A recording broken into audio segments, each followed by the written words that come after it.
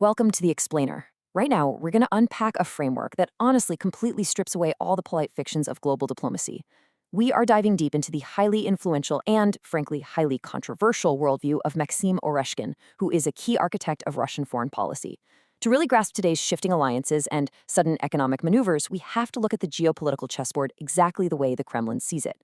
Now, we aren't here to take sides or endorse this worldview. Instead, we're going to impartially deconstruct this totally ruthless, realist framework that claims to redefine what it actually means to be a global power. I want you to picture something with me. Imagine a giant, wall-sized classroom map of the world.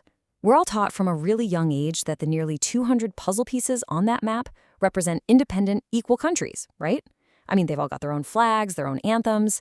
But what if someone with immense, real-world geopolitical power walked right up to that map with a thick black marker and started systematically crossing out almost every single nation, literally crossing out every country whose survival secretly depends on a foreign power?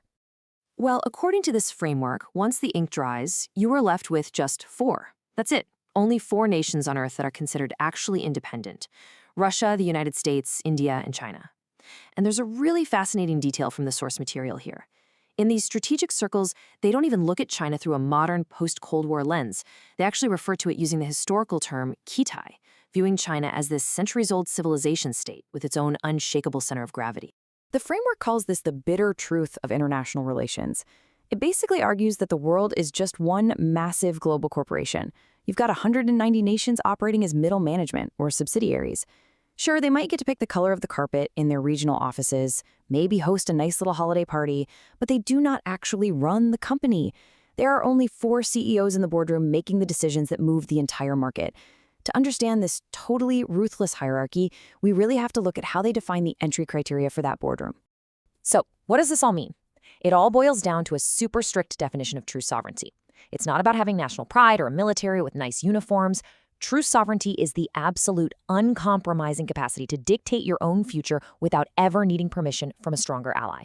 It means owning all the levers of state power without any invisible strings attached. If your economy can be crushed by a neighbor's tariff, or if your capital needs a foreign nuclear umbrella just to survive, you're not the CEO. You're a subsidiary reading a mandated memo. Okay, let's dive into this. The framework uses a very rigid diagnostic tool to find those invisible strings. Think of it like a three-legged stool test for true sovereignty. A nation absolutely must secure three distinct levels of independence: the state level, the cultural level, and the economic level. And here's the really brutal part. You cannot be two-thirds sovereign. If you're missing even one leg, the whole stool falls over. So let's break down exactly how this works in practice, starting with that first leg.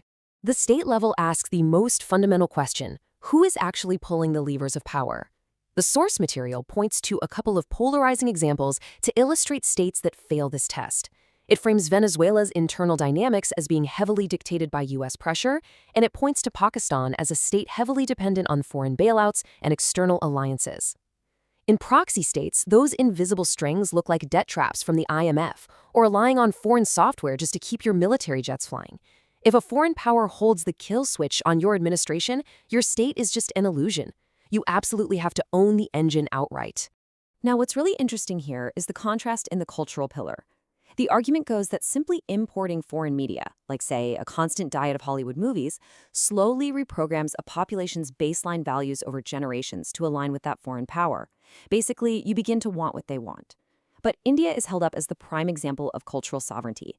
Despite integrating globally, India possesses this massive cultural immune system because it's a net exporter. Think Bollywood, yoga, cuisine. This immense cultural gravity generates empathy abroad and prevents internal subjugation. You don't just consume, you project.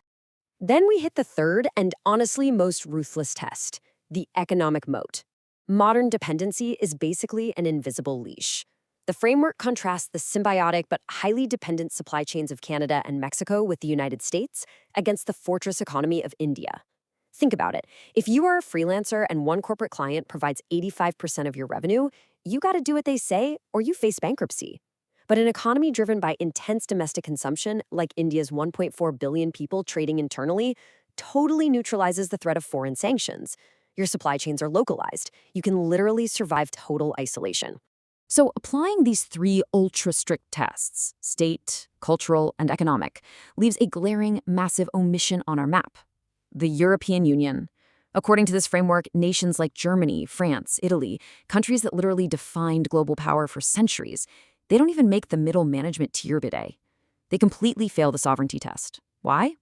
Because the argument goes, they willingly and deliberately traded their independence away for comfort. Let's look at the actual mechanics of this trade-off. Right after World War II, European nations struck a grand bargain.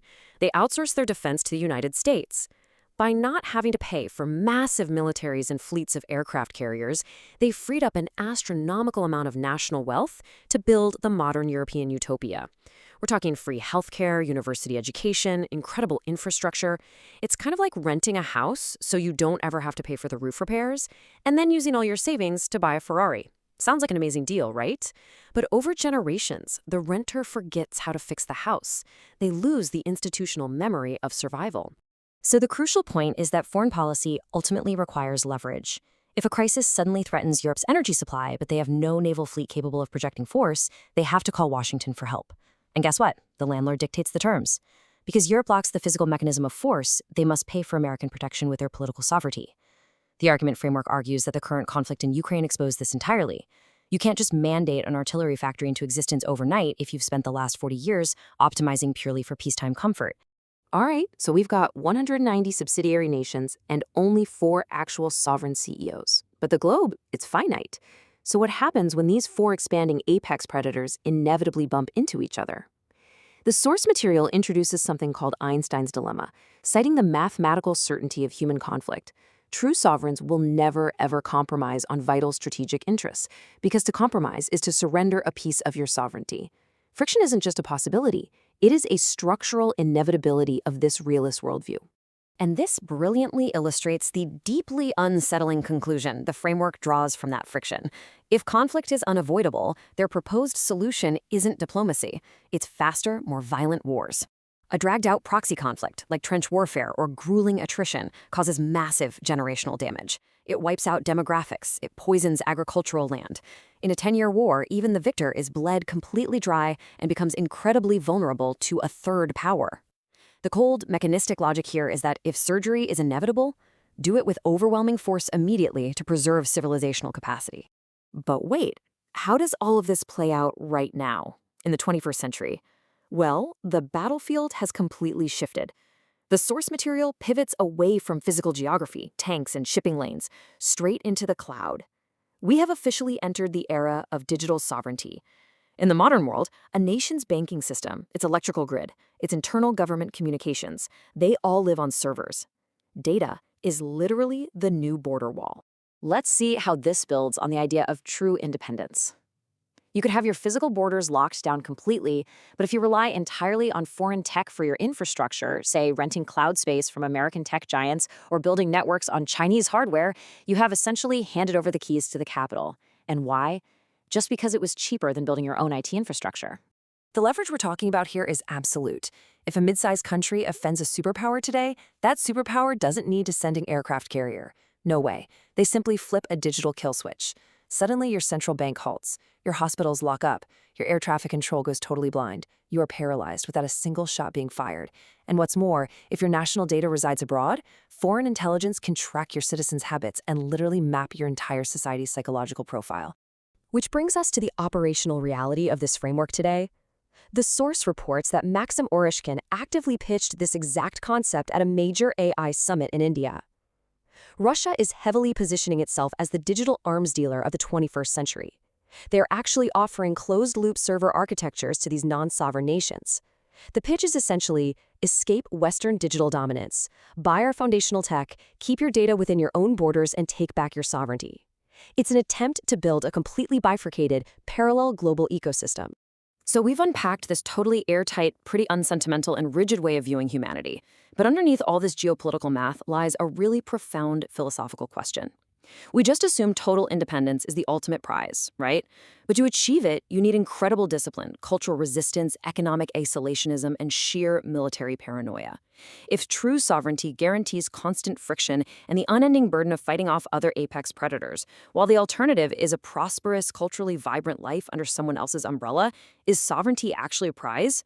Or is it just a heavy, miserable life sentence of paranoia that only 4 nations can bear to carry? Definitely something to chew on the next time you look at a map of the world.